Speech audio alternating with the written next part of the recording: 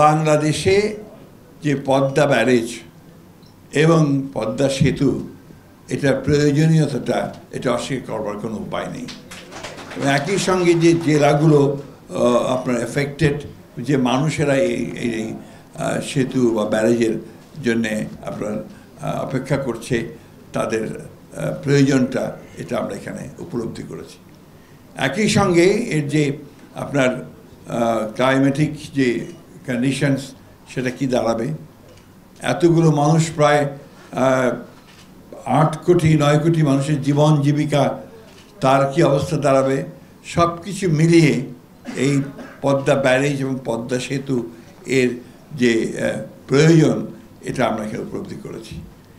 একই সঙ্গে আমরা এটা উপলব্ধি করতে সক্ষম হয়েছি যে দীর্ঘকাল প্রায় 7 বারের প্রায় এটা ফিজিবিলিটি স্টাডি হয়েছে, এর উপরে আলোচনা স্টাডি হয়েছে, কিন্তু দুর্ভাগ্যক্রমে এখন পর্যন্ত আমরা সেটা ঠিক একটা ডিসাইসিভ কোনো জায়গায় আসতে পারিনি। যে কথাটা এখানে আমাদের বিশেষজ্ঞরা বলেছেন অত্যন্ত জোর দিয়ে, আমি সে কথাটা অত্যন্ত জোর দিয়ে বলতে চাই যে এই কাজগুলোর জন্য সবচেয়ে বেশি যেটা প্রয়োজন হচ্ছে পলিটিক্যাল কমিটমেন্ট। রাজনৈতিক কমিটমেন্টটাই হচ্ছে সবচেয়ে বড় প্রয়োজন, সেটাই দরকার। এবং সেটা তখনই তৈরি হবে যখন সেটা জনগণের মধ্য থেকে উঠে আসবে এই দাবিটা, এটাও কিন্তু অত্যন্ত জরুরি। তাই আমি খৈয়ামকে বলছিলাম যে এর পরে উচিত হবে তার গোটা অঞ্চলটাতে এই বিষয়টা নিয়ে জনগণের মধ্যে একটা জাগরণ সৃষ্টি করা, যেটা আমাদের মৌলানা আব্দুল হামিদ খান ভাসানী করতে সক্ষম হয়েছিলেন।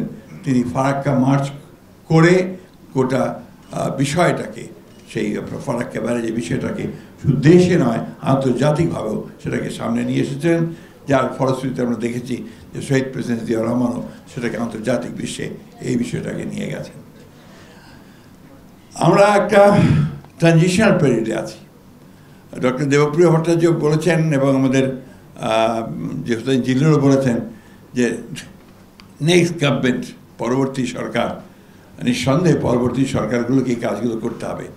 কিন্তু আজকে একটা সুযোগ তৈরি হয়েছে, এই অভূতপূর্ব একটি ছাত্রগণ অভ্যুত্থানের মধ্য দিয়ে আমাদের একটা জাতীয় ঐক্য তৈরি হয়েছিল।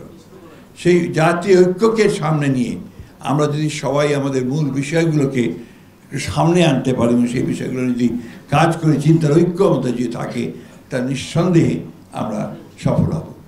আজকের ফারাক্কা ব্যারেজ বা ফারাক্কা বাঁধ শুধু ফরিদপুর এলাকা, রাজবাড়ী এলাকার সমস্যা নয়, এটা আজকে পুরো দক্ষিণাঞ্চলের সমস্যা।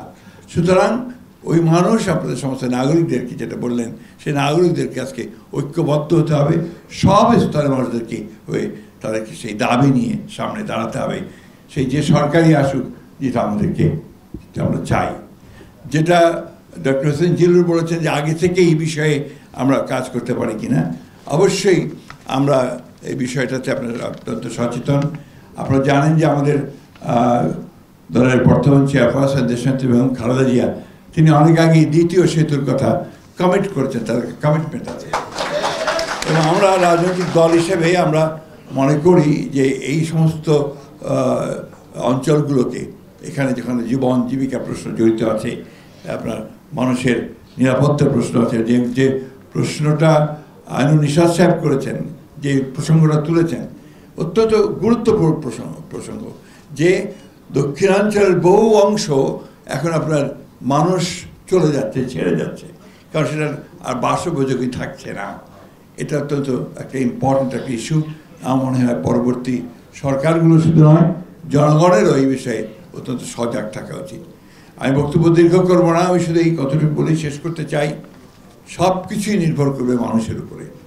আমরা 1971 সালে যুদ্ধ করেছি, দেশ স্বাধীন করেছি। আমরা তারও পূর্বে 52 সালে আমরা ভাষা আন্দোলন করেছি, 69-এ আন্দোলন করেছি, এবং সব শেষে এই দীর্ঘ 15 বছর ফ্যাসিস্টদের বিরুদ্ধে লড়াই করে আমরা একটা জায়গায় পৌঁছেছি। এই জুলাই মাসে, অগাস্ট মাসে আমরা একটা ভয়াবহ দানবীয় একটা সরকারকে আমরা সরাতে সক্ষম হয়েছি। সুতরাং আমরা পারি, আমরা যদি ঐক্যবদ্ধ থাকি আমরা পারি, এবং আমার বিশ্বাস যে আমরা পারবো। আমি যে রাজনীতিবিদ হিসাবে আমি তো তাদের মতো আপনার টেকনোক্রেটস নই, এবং সেগুলো আমার জানানোর বিষয় নয়, তা আমি এইটুকু বুঝি যে আমার দেশের মানুষের যে পালস সেটা আমি বুঝি। আমার দেশের মানুষ উপরে উঠতে চায়, উন্নতি চায়, একটা সত্যিকার অর্থে গণতান্ত্রিক ব্যবস্থা চায়, এবং সেই গণতান্ত্রিক ব্যবস্থার মধ্যে দিয়ে কিন্তু সমস্ত বিষয়গুলোর সমাধানের পথ খুঁজে পাওয়া যাবে। অনেকে আজকাল অনেক কথা বলছেন, সংস্কার হচ্ছে, সংস্কার তো আমরা অনেক আগে উপলব্ধি করেছি। আমরা 2016 সালে আমরা প্রথম ভিশন 2030 দিয়েছি, যেখানে আমাদের সমস্ত পরিবর্তনের কথা, সংস্কারের কথা আমরা বিএনপির পক্ষ থেকে বলেছি, বেগম জিয়া বলেছেন। আমরা 22 সালে আমাদের নেতা তারেক রহমান সাহেব 31 দফা দিয়েছেন, যে 31 দফায় আজকে কিন্তু সমস্ত সংস্কারগুলো যে কমিটিগুলো হয়েছে সেই বিষয়গুলো নিয়ে আলোচনা চলছে। সুতরাং আমরা রাজনৈতিক দল হিসেবে আমরা অত্যন্ত সচেতন যে জনগণের যেটা প্রয়োজন এবং কালের যুগের সঙ্গে সঙ্গে যে পরিবর্তনগুলো আনা দরকার, রাষ্ট্র কাঠামোর যে পরিবর্তন আনা দরকার, সে ব্যাপারে আমরা অত্যন্ত সচেতনভাবেই আমরা সামনের দিকে এগুচ্ছি। আমি শেষ করতে চাই এই বলে যে আপনারা যারা আজকে এই উদ্যোগটা নিয়েছেন খোয়াবের নেতৃত্বে, আপনারা সামনের দিকে অত্যন্ত বলিষ্ঠভাবে এগিয়ে যাবেন, পিছিয়ে যাবেন না। মৌলানা ভাসানীর যে স্পিরিট, সেই স্পিরিটটাকে সঙ্গে নিয়ে আপনারা এই আন্দোলনকে সামনে নিয়ে যাবেন। অবশ্যই সমস্ত জনগণ আপনাদের সামনে থাকবে।